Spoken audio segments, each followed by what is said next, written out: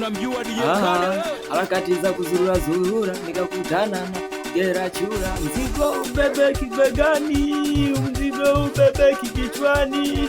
Nilipofika nyumbani nikaanza kumuwaza chura, huyu mtoto ameniweza, huyu mtoto atanimeza, huyu mtoto ameniweza, huyu mtoto atanimeza. Katika harakati za kuzurura zurura nikakutana na chura, huyu mtoto mzigo haubebeki begani wala kichwani. Huyu mtoto ananiweza, huyu mtoto hivi unamjua DJ Kale? Huyu mtoto ananiweza, huyu mtoto akasababisha nitulie kichwani, niache kumuwaza mwafurani. Huyu mtoto akasababisha nifute namba ya fulani, nisipige simu tena kwake. Huyu mtoto mzazi aliyemzana anastahili wetu zo zamani. Huyu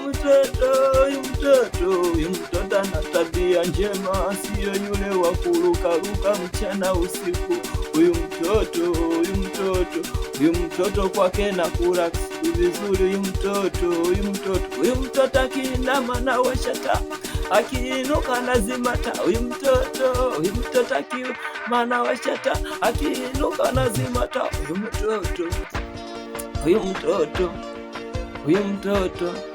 Huyu mtoto anajua kuwasha moto na kuzima moto. Huyu mtoto